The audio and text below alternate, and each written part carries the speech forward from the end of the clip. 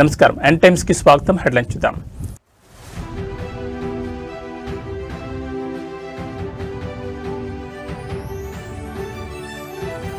దేశవ్యాప్తంగా ఈద్ సంబరాలు, తెల్లవారుజాము నుంచే కిక్కిరిసిన మసీదులు.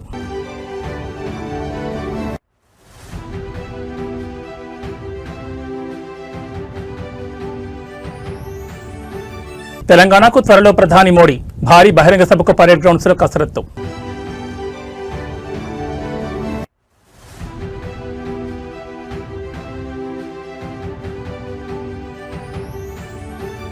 తిరుమల శ్రీవారి చెంత సీఎం చంద్రబాబు, మనవడు దేవాంశ్ పుట్టినరోజు సందర్భంగా కుటుంబ సమేతంగా దర్శనం.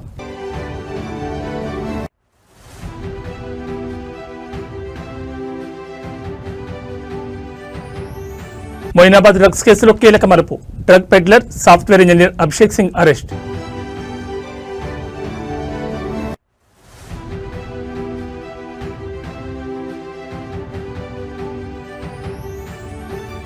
బంగాళాఖాతంలో ఉపరితల ఆవర్తనం, ఉత్తరాంధ్ర కోస్తా తీరాల్లో పిడుగులతో కూడిన వర్షాలు. ఇక డీటెయిల్స్ చూస్తే పవిత్ర రంజాన్ మాసం ముగింపు సందర్భంగా దేశ రాజధాని ఢిల్లీలో ఈద్ ఉల్ ఫితర్ వేడుకలు అత్యంత వైభవంగా జరిగాయి. చారిత్రాత్మక జామా మసీద్ ముస్లిం సోదరుల సామూహిక ప్రార్థనతో కిక్కిరిసిపోయింది. ఇవాళ ఉదయాన్నే వేలాది మంది ముస్లింలు జామా మసీద్ చేరుకుని ప్రత్యేక ఈద్ నమాజ్ నిర్వహించారు. మసీద్ ప్రాంగణమే కాకుండా పరిసర వీధులన్నీ భక్తులతో నిండిపోయాయి. ప్రార్థనల అనంతరం ముస్లిం సోదరులు ఒకరినొకరు ఆలింగనం చేసుకుని ఈద్ ముబారక్ అంటూ శుభాకాంక్షలు తెలుపుకున్నారు. కులమతాలకు అతీతంగా అందరూ కలిసిమెలిసి ఉండాలని ఈ సందర్భంగా ప్రార్థించారు. దేశం సుభిక్షంగా ఉండాలని, ప్రజలందరి మధ్య శాంతి సౌభాగ్యం విరజల్లాలని ప్రత్యేక దువా చేశారు. వేడుక దృష్ట్యా ఢిల్లీ పోలీసులు పటిష్టమైన భద్రతను ఏర్పాటు చేశారు. ట్రాఫిక్ మళ్లింపులు మరియు డ్రోన్ల ద్వారా నిఘాను కొనసాగించారు.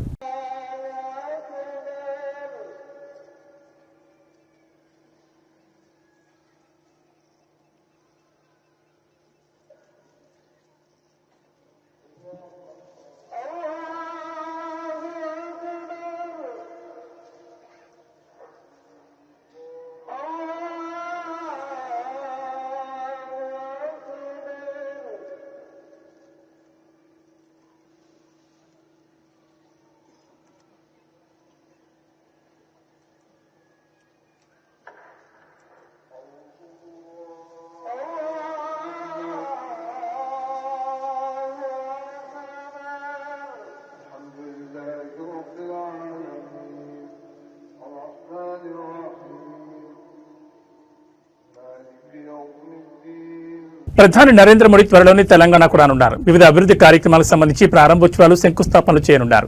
అయితే దీనిపై ఇంకా తేదీలు ఖరారు కాలేదు. పరేడ్ గ్రౌండ్స్ లో ప్రధాని నరేంద్ర మోడీ భారీ బహిరంగ సభను ఏర్పాటు చేయడానికి సన్నాహాలు చేస్తున్నారు. ఈ నెల వచ్చే నెలలో ప్రధాని మోడీ పర్యటన తెలంగాణలో ఉండే అవకాశాలున్నాయని బీజేపీ నేతలు చెబుతున్నారు. అనేక కేంద్ర ప్రభుత్వానికి సంబంధించిన పనులను ఆయన ప్రారంభించడంతో పాటు పలు పనులకు శంకుస్థాపన కూడా చేయనున్నారు. తేదీ ఖరారైన తర్వాత బహిరంగ సభకు రాష్ట్రం నలుమూల నుంచి ప్రజలను తరలించి ఏర్పాట్లు చేస్తారు. దేశ ఆర్థిక వ్యవస్థలో పెనుమార్పులు తెచ్చే దిశగా కేంద్ర ప్రభుత్వం అడుగులు వేస్తోంది. ఏప్రిల్ 1, 2026 నుంచి దేశవ్యాప్తంగా అమల్లోకి రానున్న కొత్త ఆదాయ పన్ను చట్టం 2025పై కేంద్ర ఆర్థిక మంత్రి నిర్మలా సీతారామన్ కీలక వ్యాఖ్యలు చేశారు. దశాబ్దాల కాలం నాటి సంక్లిష్టమైన నిబంధనలు తొలగించి పన్ను చెల్లింపుదారులకు అత్యంత సులభతరమైన వ్యవస్థను అందుబాటులోకి తెస్తున్నట్లు ఆమె వెల్లడించారు. పాత చట్టంలో ఉన్న సంక్లిష్టమైన 819 విభాగాలను గణనీయంగా తగ్గించి కేవలం 536 విభాగాలకు పరిమితం చేశారు. దీనివల్ల చట్టం పరిధి తగ్గి అర్థం చేసుకోవడం సులభమవుతుంది. సామాన్య పన్ను చెల్లింపు కూడా అర్థమయ్యేలా స్పష్టమైన భాషలో నిబంధనలు రూపొందించారు. అనవసరపు చట్టపరమైన చిక్కులు లేకుండా పన్ను రిటర్నులు దాఖలు చేసేలా మార్పులు చేశారు. చట్టం సరళతరం కావడం వల్ల ట్యాక్స్ కన్సల్టెన్సీ ఖర్చులు తగ్గుతాయని, తద్వారా మధ్యతరగతి ప్రజలకు మరియు చిన్న వ్యాపారులకు ఆర్థికంగా ఊరట లభిస్తుందని మంత్రి ఆశాభావం వ్యక్తం చేశారు. సెక్షన్ల తగ్గింపు వల్ల ఆదాయ పన్ను శాఖకు, పన్ను చెల్లింపుదారులకు మధ్య తలెత్తే వివాదాలు తగ్గుతాయని ప్రభుత్వం భావిస్తోంది. Bringing a new income tax act, the CBIC was not left behind. They did the massive exercise of the GST 2.0, the new GST. And before the financial year could end, although there's some more work left, customs from the CBIC is also going through rapid changes, all keeping in mind the taxpayer and one department. The Department of Revenue and the two boards have delivered on the promises which were given to the people during, let us say, CM Chandrababu Naidu తన మనవడు దేవాంశ్ పుట్టినరోజు సందర్భంగా కుటుంబ సమేతంగా తిరుమల శ్రీవారిని దర్శించుకున్నారు. అనంతరం వారి భక్తులకు స్వయంగా అన్నప్రసాదం వడ్డించి ప్రత్యేక సేవలో పాల్గొన్నారు. శ్రీవారి దర్శనం పూర్తయ్యాక ఆలయం నుంచి ముఖ్యమంత్రి చంద్రబాబు, ఆయన అర్ధాంగి భువనేశ్వరి, మంత్రి నారా లోకేష్ దేవాంశ్తో కలిసి కాలినడకన మాతృశ్రీ తరిగొండ వెంగమాంబ అన్నదాన సత్రానికి బయలుదేరారు. ఈ క్రమంలో మాడవీధుల గుండా వెళ్తూ దారి పొడవునా ఉన్న భక్తులకు అభివాదం చేస్తూ ముందుకు సాగారు. ఈ సందర్భంగా ముఖ్యమంత్రి తన భద్రతా సిబ్బందిని పక్కకు జరిపి భక్తుల వద్దకు వెళ్లి కరచాలనం చేశారు. పలువురు భక్తులతో ఆయన మనవడు దేవాంశ్ కలిసి ఫోటోలు దిగారు. భక్తులు దేవాంశ్ కు జన్మదిన శుభాకాంక్షలు తెలిపారు. అనంతరం అన్నదాన సత్రానికి చేరుకున్న చంద్రబాబు, మంత్రి లోకేష్ స్వయంగా భక్తులకు అన్నప్రసాదాన్ని వడ్డించారు. కుటుంబ సభ్యులతో కలిసి ముఖ్యమంత్రి సేవలో పాల్గొనడం పట్ల భక్తులు ఆనందం వ్యక్తం చేశారు.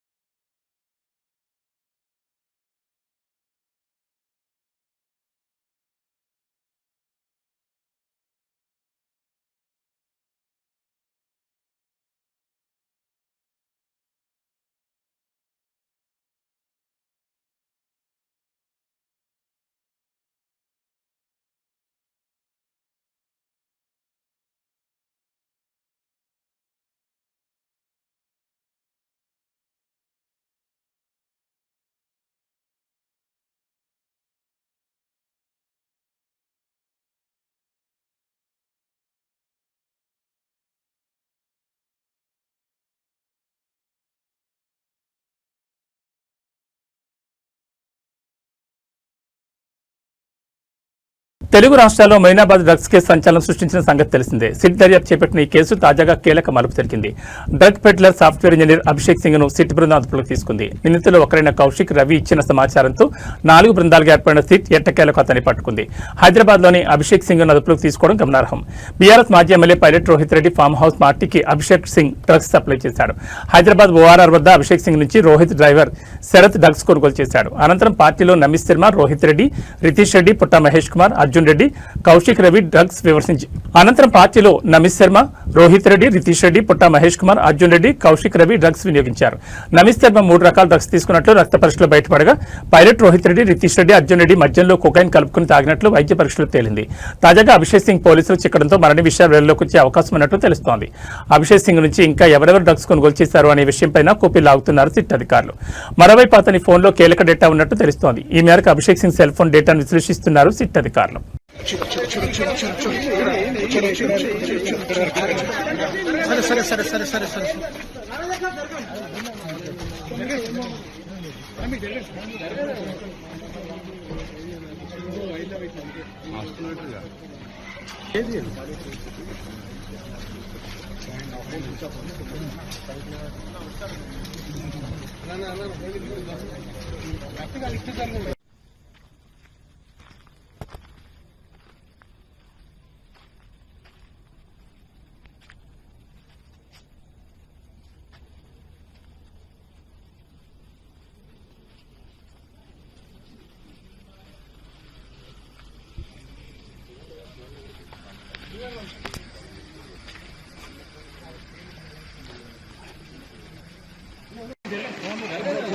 నెంబర్ 1 పోయిర్రు, నెంబర్ 2 ఓకే.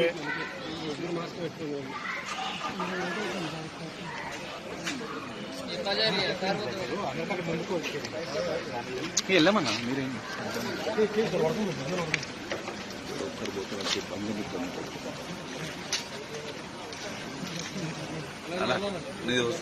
ఫోన్ డౌన్ చేయాలా లోగో.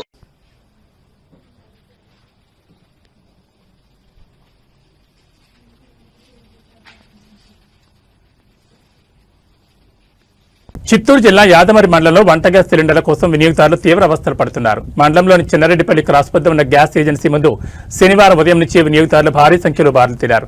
కిలోమీటర్ల మేర క్యూ లైన్లో నిలబడి సిలిండర్ల కోసం వేచి చూస్తున్న దృశ్యాలు స్థానికంగా కలకలం రేపుతున్నాయి. గత కొంతకాలంగా జిల్లాలో గ్యాస్ సిలిండర్ల సరఫరా అస్తవ్యస్తంగా మారిందని వినియోగదారులు ఆరోపిస్తున్నారు. బుకింగ్ చేసుకున్నప్పటికీ సకాలంలో సిలిండర్లు డెలివరీ కాకపోవడంతో ప్రజలు నేరుగా ఏజెన్సీల వద్దకు చేరుకుంటున్నారు. ఉదయం 6 గంటల నుంచే చిన్నారెడ్డిపల్లి క్రాస్ వద్ద జనం క్యూ కట్టారు.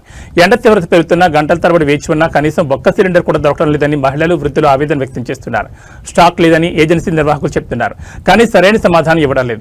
గ్యాస్ కొరత వల్ల వంట చేసుకోవడానికి కూడా ఇబ్బంది పడుతున్నామని స్థానిక వినియోగదారులు తమ అసహనాన్ని వ్యక్తం చేశారు.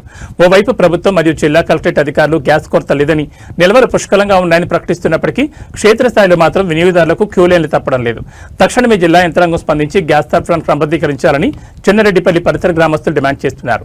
ఏజెన్సీల వద్ద జరుగుతున్న గందరగోళాన్ని నివారించి బుకింగ్ ప్రాధాన్యత ప్రకారం సిలిండర్లను పంపిణీ చేయాలని కోరుతున్నారు.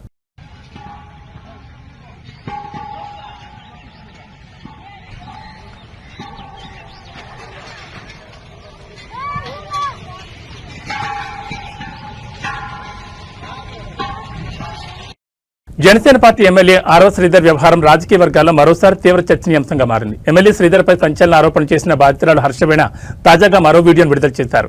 పార్టీ అధినేత ఆదేశాలను, నిబంధనలను ఎమ్మెల్యే పట్టించుకోవట్లేదని ఆమె తాజా వీడియోలో ఆరోపించారు. ఇటీవలే కండిషన్ బెయిల్పై బయటకు వచ్చిన హర్షవీణ కేసు విషయాలపై తాను మాట్లాడనని స్పష్టం చేశారు. నాకు ఇటీవల బెయిల్ వచ్చింది. కండిషన్ బెయిల్ కారణంగా నేను కేసులకు సంబంధించిన విషయాలు మాట్లాడకూడదు. నేను మాట్లాడను కూడా. కానీ ఇప్పుడు ఈ వీడియో ఎందుకు చేస్తున్నానంటే అంటూ పార్టీ నాయకత్వాన్ని ఆమె నేరుగా ప్రశ్నించారు. గతంలో తన ఆరోపణల నేపథ్యంలో జనసేన అధినేత పవన్ కళ్యాణ్ స్పందించి విచారణ కమిటీ వేశారని, నివేదిక వచ్చే వరకే ఎమ్మెల్యేను పార్టీ కార్యక్రమాలకు దూరంగా ఉండాలని ఆదేశించారని హర్షవీణ గుర్తు చేశారు. ఈ క్రమంలో నిన్న జరిగిన పార్టీ అధికారిక కార్యక్రమంలో ఎమ్మెల్యే పాల్గొన్నారని ఆమె తీవ్ర అభ్యంతరం వ్యక్తం చేశారు. పవన్ కళ్యాణ్ వేసిన విచారణ కమిటీ ఏమైంది? అరవ శ్రీధర్ పార్టీ కండువా వేసుకుని కార్యక్రమాలు చేస్తున్నాడు. కమిటీ ఏమైనా రిపోర్ట్ ఇచ్చిందా? పవన్ కళ్యాణ్ ఇంటర్నల్ గా రిపోర్ట్ ఇచ్చారా? రిపోర్ట్ రాకుండా, చర్యలు లేకుండా పార్టీ కార్యక్రమాల్లో ఎలా పాల్గొంటాడని ఆమె ప్రశ్నలు వేశారు. శిక్షాకాలంలో ఉన్న వ్యక్తి ఎమ్మెల్యే హోదాలో మీటింగ్లకు హాజరవడంపై పవన్ కళ్యాణ్ నేరుగా స్పందించి వివరణ ఇవ్వాలని హర్షవీణ డిమాండ్ చేశారు. కమిటీ నివేదికలో ఏముందో బహిర్గతం చేయాలని డిమాండ్ చేశారు.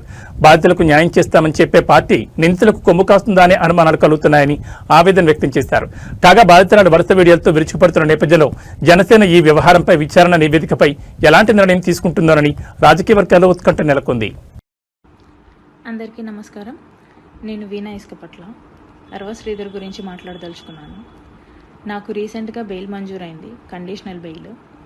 దాంట్లో కండిషన్స్ పరంగా నాకు ఏదైతే బెయిల్ మంజూరైందో ఆ 2 కేసెస్ మీద నేను ఎటువంటి విధంగానూ మాట్లాడకూడదు. అది సోషల్ మీడియా ద్వారా కానీ, మీడియా ద్వారా కానీ, లేకపోతే డైరెక్ట్గా కానీ ఆ కేసెస్ గురించే నేను మాట్లాడకూడదు. సో నేను నాకు బెయిల్ మంజూరైన కేసెస్ గురించి నేను అస్సలు మాట్లాడదలుచుకోలేదు. ఇప్పుడు ఎందుకు మాట్లాడుతున్నానంటే ఇది different, not related to case. ఏంటంటే నేను నా గురించి నా బాధని మీడియాకి వెల్లడించినప్పుడు, ఎక్స్పోజ్ అయినప్పుడు జనసేన అధినేత అయిన పవన్ కళ్యాణ్ గారు సహృదయంతో ఒక కమిటీ వేశారు అరవ శ్రీధర్ ఎమ్మెల్యే మీద. ఆ కమిటీ రిపోర్ట్ వచ్చేంత వరకు జనసేన పార్టీ కార్యక్రమాల్లో, ప్రోగ్రామ్స్లో పార్టిసిపేట్ చేయకూడదు అని చెప్పేసి ఆ లెటర్లో ఉంది. అలాగే కమిటీ వాళ్ళు వచ్చి 2 నెలలు అవుతుంది, 1.5 నెల అవుతుంది. ఎటువంటి రిపోర్ట్ లేదు. రిపోర్ట్ వచ్చేంత వరకు జనసేన పార్టీ ప్రోగ్రామ్స్కి శ్రీధర్ ఇన్వాల్వ్ అవ్వకూడదు, అటెండ్ అవ్వకూడదు అనేది ఆ పార్టీ అధినేత నిర్ణయించిన విషయం అందరికీ తెలిసింది. కాకపోతే ఈరోజు 20వ తారీఖు మార్చిన జనసేన ఎమ్మెల్యే అరవ శ్రీధర్ పార్టీ కండువాని ధరించి ప్రోగ్రామ్కి అటెండ్ అవ్వడం జరిగింది.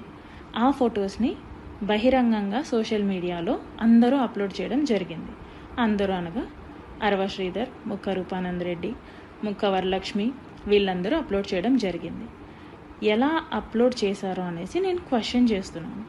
ఈ క్వశ్చన్ జనసేన అధినేత పవన్ కళ్యాణ్ గారిని నేను క్వశ్చన్ చేస్తున్నాను. సార్, మీరు ఇంటర్నల్గా ఏమైనా రిపోర్ట్ ఇచ్చారా? క్లియరెన్స్ సర్టిఫికేట్ ఇచ్చారా శ్రీధర్కి? అంత బహిరంగంగా జనసేన కండువా వేసుకున్నాడు అంటే ఎమ్మెల్యే అరవ శ్రీధర్కి మీరు క్లియరెన్స్ ఇచ్చారా? రిపోర్ట్ ఇచ్చారా ఇంటర్నల్గా? ఒకవేళ అలాంటి రిపోర్ట్ ఏమన్నా ఇస్తే నాకు కూడా తెలియజేయండి దయచేసి. ఎందుకంటే అతని పార్టీ కండువా వేసుకోవడం ఈజ్ అన్ అఫెన్స్ అనేసి నేను ఈ వీడియో చేస్తున్నాను. కాకపోతే మీరు ఇంటర్నల్గా ఏమన్నా రిపోర్ట్ ఇచ్చిండుంటే ప్లీజ్ మాకు పబ్లిక్కి కూడా తెలియజేయండి. ఎందుకంటే I'm the one who suffered by him. కాబట్టి నాకు తెలిసి నాకు ఆ రైట్ ఉందనేసి నేను అనుకుంటున్నాను, అందుకే అడుగుతున్నాను. లేదు మీరు ఎటువంటి రిపోర్ట్ ఇవ్వకుండానే తను మీ కండువా వేసుకున్నాడు, మీ పార్టీ కండువా వేసుకున్నాడంటే పవన్ కళ్యాణ్ గారు, ఐఎమ్ క్లియరింగ్ యూ దట్ ఇప్పటిదాకా శ్రీధర్ దృష్టిలో నాకు మాత్రమే లెక్కలేదనుకున్నాను. ఇక నుంచి నేను అనుకోవాల్సి వస్తుంది శ్రీధర్ దృష్టిలో పవన్ కళ్యాణ్ అనే వ్యక్తికి కూడా లెక్కలేదు అనేసి. శ్రీధర్ పవన్ కళ్యాణ్ని కూడా వ్యతిరేకిస్తున్నాడు అనేసి. పవన్ కళ్యాణ్ గారు చెప్పింది కూడా వ్యతిరేకించి పార్టీ కండువా వేసుకున్నాడు, ప్రోగ్రామ్కి అటెండ్ అయ్యాడు అనేసి. అంటే దీని ఉద్దేశం కమిటీకి వాల్యూ లేదా, పవన్ కళ్యాణ్ గారికి వాల్యూ లేదా, అసలు జనసేన పార్టీకి వాల్యూ లేదా?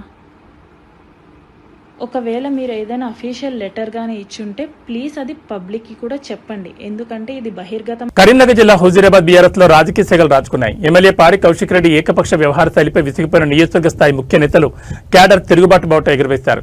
జమ్మికుంట శివార్లోని ఒక వెంచర్లో సుమారు 100 మంది మాజీ మున్సిపల్ చైర్మన్లు, మాజీ సర్పంచులు, సీనియర్ నాయకులు రహస్యంగా సమావేశమై ఎమ్మెల్యే తీరుపై తీవ్ర అసంతృప్తిని వ్యక్తం చేశారు.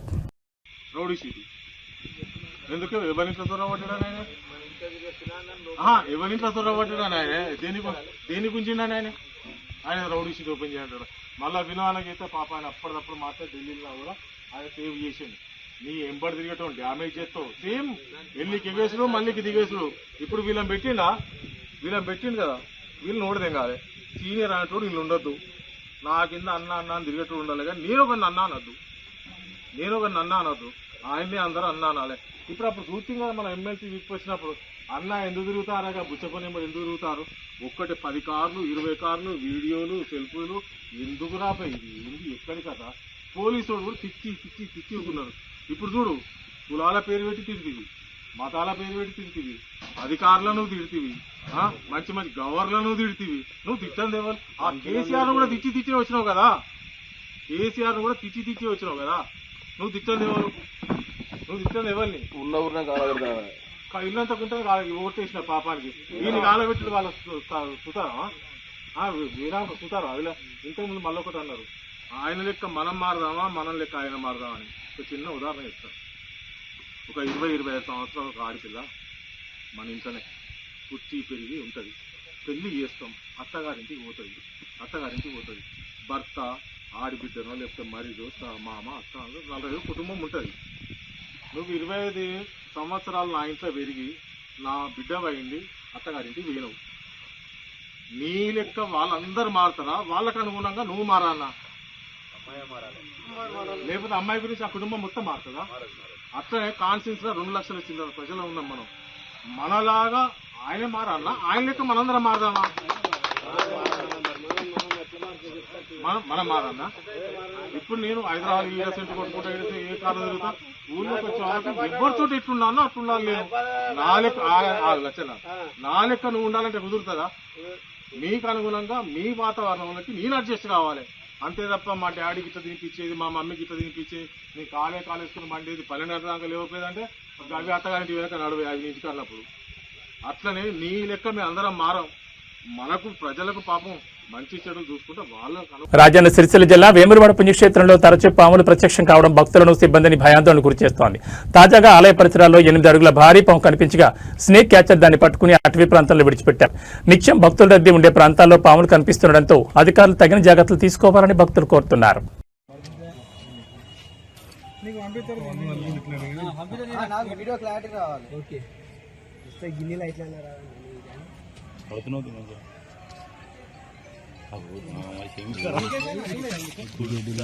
బాగా తిన్నది అది, బాగా పెద్దది మజ్జిగ ఉన్నది, అది బాగా మజ్జిగ ఉన్నది. అది ఏమన్నా తినకపోతే అది గట్ల ఉండదు, ఇంతసేపు ఆగది.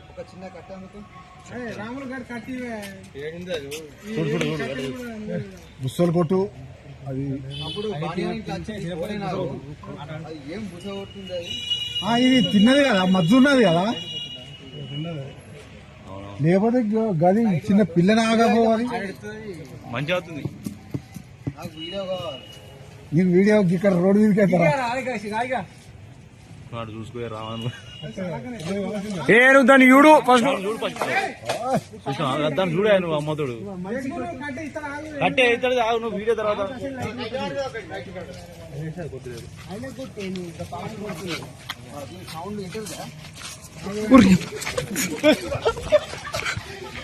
అలాగే బుచ్చుకుంటాను అది కరెక్ట్ యాక్టివ్ ఉంటే అది ఏడాగు సార్ అది అది మధ్య బాగా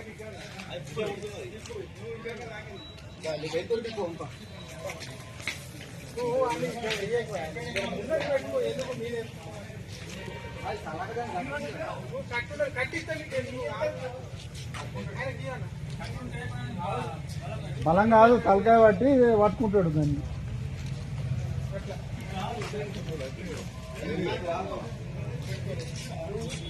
అదే అదే ఇది మధ్య ఉన్నదేంటి బాగా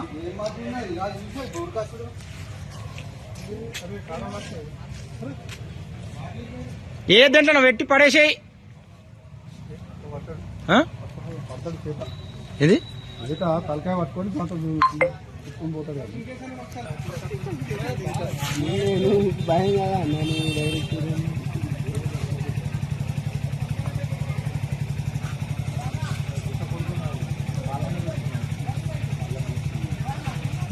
అదే నమ్మిస్తుంది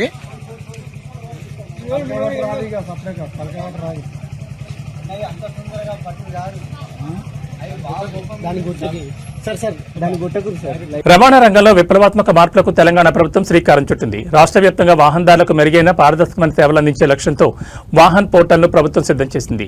ఈ నెల 23వ తేదీన రవాణా శాఖ మంత్రి పొన్నం ప్రభాకర్ ఈ పోర్టల్ను అధికారికంగా ప్రారంభించనున్నారు. ఈ పోర్టల్ ద్వారా తెలంగాణ వాహనాల సమాచారం నేరుగా జాతీయ డేటాబేస్తో అనుసంధానమవుతుంది. దీనివల్ల దేశంలో ఎక్కడైనా వాహన వివరాలను క్షణాల్లో తెలుసుకోవచ్చు. వాహనదారులకు భారీ ఊరటనిస్తూ అదనపు వాహనాలపై విధిస్తున్న 2% లైఫ్ టైం ట్యాక్స్ ను ప్రభుత్వం రద్దు చేసింది. ఈ నిర్ణయం కూడా ఈ నెల 23 నుంచి అమల్లోకి రానుంది. రిజిస్ట్రేషన్లు, బదిలీలు మరియు ఇతర రవాణా శాఖ సేవలు ఇకపై మరింత వేగంగా డిజిటల్ పద్ధతిలో ప్రజలకు అందుబాటులోకి రానున్నాయి. డిజిటల్ గవర్నెన్స్ లో భాగంగా తీసుకున్న ఈ నిర్ణయం వాహనదారులకు ఆర్థికంగా కలిసి రావడమే కాకుండా ఆర్టీఏ కార్యాలయాల చుట్టూ తిరిగే పని లేకుండా చేస్తుందని ప్రభుత్వం భావిస్తోంది.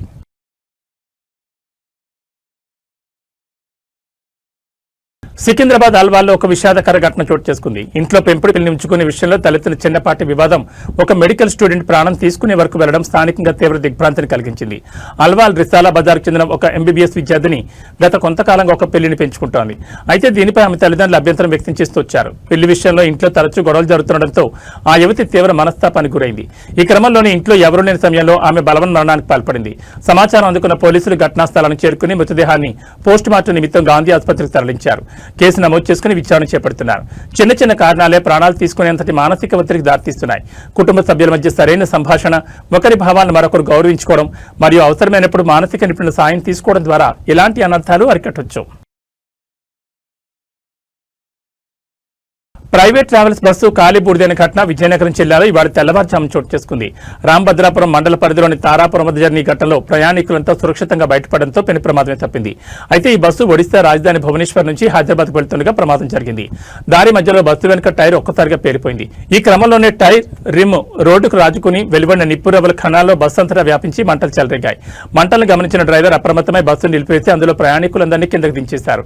దీంతో ఎవరికీ ఎటువంటి గాయాలు కాలేదు. ప్రమాద సమయంలో బస్సులో మొత్తం 37 మంది ప్రయాణికులు ఉన్నారు. అందులో ఒడిశాకు చెందిన ఓ ఎమ్మెల్యే కూడా ఉన్నట్లుగా సమాచారం అందుతోంది. ఇక చెలరేగిన మంటల కారణంగా బస్సు కాలి బూడిదైంది. సమాచారం అందుకున్న అగ్నిమాపక సిబ్బంది ఘటనా స్థలాన్ని చేరుకుని మంటలను అదుపు చేశారు. ఈ మేరకు పోలీసులు కేసు నమోదు చేసుకుని దర్యాప్తు చేస్తున్నారు.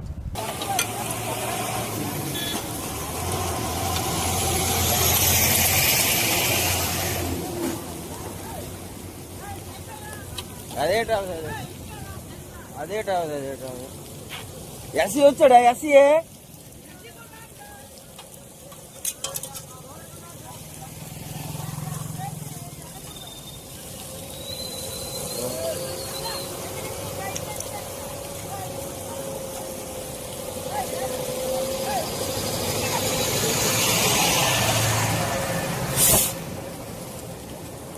ఆంధ్రప్రదేశ్ తెలంగాణలో నేడు కూడా వర్షాలు పడే అవకాశం ఉందని వాతావరణ శాఖ అధికారులు తెలిపారు. పశ్చిమ బంగాళాఖాతం సమీప ఉత్తరాంధ్ర ప్రాంతంలో ఉపరితల ఆవర్తనం ఏర్పడిందని వాతావరణ శాఖ తెలిపింది. సముద్ర మట్టానికి 3.1 కిలోమీటర్ల ఎత్తులో కొనసాగుతున్న ఉపరితల ఆవర్తనం ఉందని చెప్పింది. రానున్న 24 గంటల్లో 2 తెలుగు రాష్ట్రాల్లో వర్షాలు పడే అవకాశం ఉందని వాతావరణ శాఖ వెల్లడించింది. అదే సమయంలో బలమైన ఈదురుగాలులు వీస్తాయని, మరికొన్ని చోట్ల పిడుగులు పడే అవకాశం ఉందని తెలిపింది. ఆంధ్రప్రదేశ్లో రానున్న 24 గంటల్లో ఉత్తరాంధ్రలోని చాలా ప్రాంతాల్లో జల్లులు పడే అవకాశం ఉందని అమరావతి వాతావరణ శాఖ వెల్లడించింది. ఉత్తరాంధ్ర, కోస్తా, రాయలసీమలో కొన్ని జిల్లాల్లో జల్లులు పడే అవకాశం ఉందని పేర్కొంది. 30 కిలోమీటర్ల నుంచి 40 కిలోమీటర్ల వేగంతో ఈదురుగాలులు వీచే అవకాశం ఉందని రైతులు అప్రమత్తంగా ఉండాలన్నారు. విశాఖ వాతావరణ కేంద్రం అధికారులు వెల్లడించారు. రాష్ట్రంలో రానున్న 2 రోజులు పిడుగులతో కొన్ని వర్షాలు పడే అవకాశాలున్నాయని చెప్పింది. కోనసీమ, పశ్చిమ గోదావరి జిల్లాల్లో వర్షాలు పడే అవకాశం ఉందని, కృష్ణా, గుంటూరు, బాపట్ల జిల్లాలో ఓ మోస్తరు వర్షాలు పడే అవకాశం ఉందని, ఈ రోజు ఉత్తరాంధ్ర, కోస్తా జిల్లాలో పిడుగులతో కూడిన వర్షాలు కురిసే అవకాశం పేర్కొంది. తెలంగాణలోనూ రానున్న 2 రోజుల పాటు వర్షాలు పడతాయని వాతావరణ శాఖ చెప్పింది. బలమైన ఈదురుగాలులు వీస్తాయని పేర్కొంది. అంతేకాకుండా కొన్ని చోట్ల పిడుగులు పడే అవకాశం ఉందని కూడా తెలిపింది. పొలాలకు వెళ్లేవారు తగిన జాగ్రత్తలు తీసుకోవాలని, రైతులు తమ పంట ఉత్పత్తులను భద్రపరచుకోవాలని సూచించింది.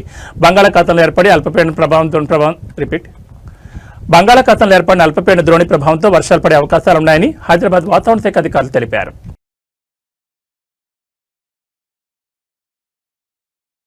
ఇవి బులెటిన్ విశేషాలు. మరో బులెటిన్లో మళ్ళీ కలుసుకుందాం. నమస్కారం.